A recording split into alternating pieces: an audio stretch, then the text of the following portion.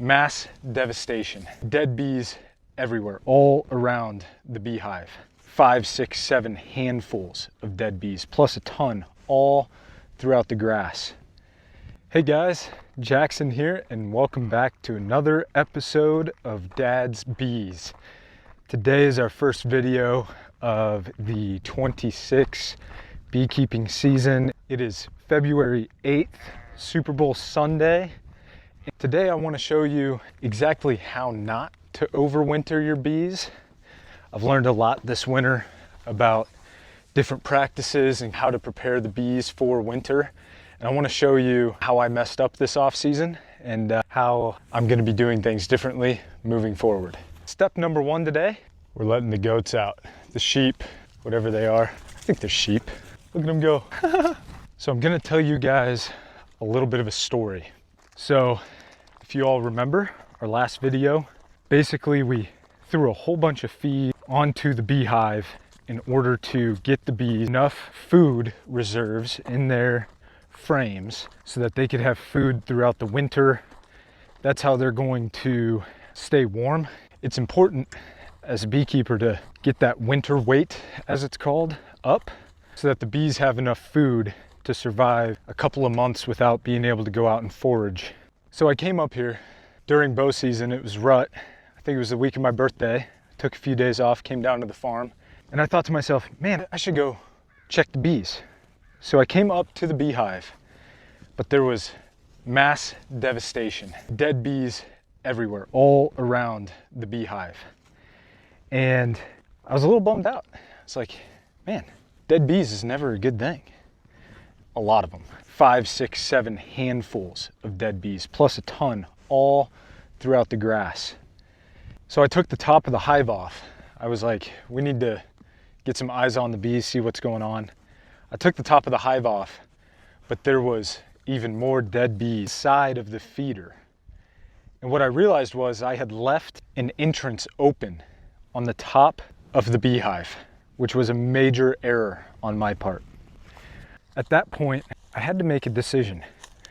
I could either open up the beehive and subject whatever bees are in there to really cold temperatures, which could kill the bees that are inside of the hive, or empty out the dead bees, put the lid back on, and hope that our bee had enough food to make it through the winter. So today, it is now about 42 degrees outside, and we're gonna check on the bees. We're gonna see if there's any bee activity. If we find bees living, I made some food. So that's the plan today. Let's get after it. So I'm walking up to the beehive right now, and I see something that looks really good. It is just warming up today, just enough for bees to start flying, and that's what I see. We've got some bees that have made it through the winter, but they will not have enough food to make it through the next couple of months. There's no forage right now for bees. So we're gonna feed these bees, and we're gonna make sure that they've got enough food to make it through the next couple of months. So this is what I'm seeing as I walk up here. What a beauty. That's exactly what I wanted to see. We've got bees that made it through winter. Now, the question is, are they queen right? Who knows? It is not our goal for today. We'll figure that out here in about a month or two. But today's goal, we're gonna make sure that these bees have enough food to live for the next couple of months. All right, we got the smoker fired up. We got our bee candy ready to go in here. We're gonna try and be quick. We do not want to make them too cold. So let's get after it. So probably the first thing we need to do today is we're gonna get this feeder taken off. We're gonna leave the wooden box that it's in, on there as a spacer here so that the bee candy has a space up above it. It's a very good sign. Show you what I'm seeing. Good cluster of bees. It's a great sign. Pretty slow moving, which is all right. A lot of propolis on this.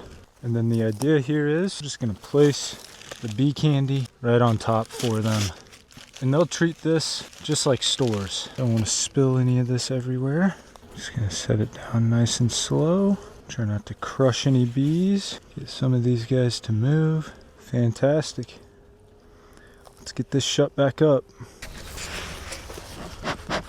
So first off, super happy to see that the bees are alive and well. Huge cluster in there. Looked like there's still tons of bees. Lots of them made it through winter. This is one of the weird parts about beekeeping, is that you have to make certain decisions in order to get the answers that you want. So if I had opened them up back in November, there was a good chance that I could have killed off all the eggs that were in there, and we would not have as many bees right now. And the amount of bees really translates to the amount of heat that they can make. So it's like this whole equation of I had to leave them untouched, not knowing if they would make it through winter, in order to luckily get the result that we just saw. Again, we don't know if they're queen right. We don't know if there's a laying queen in there. It looks like there's enough bees in there for it to be a very successful colony coming up this spring, but that's kind of fun. We got to feed them. I've got more feed at the house, so if we get another good warm day here, end of February, start of March, we can put some more food on them. Winter's basically a super long dearth, right? There's nothing for them to forage on. So just making sure that they've got enough resources to survive. All in all, very successful day. I'm glad that you guys were able to tag along. All I can say for now is winter is not time off for beekeeping. There's been a lot of stuff happening in the background, and I'm excited to share all of that with you guys. So if you found any of this entertaining, educational, maybe you just like tagging along, please remember to subscribe, hit the like button. All of that helps this channel be successful. So you guys have a great weekend.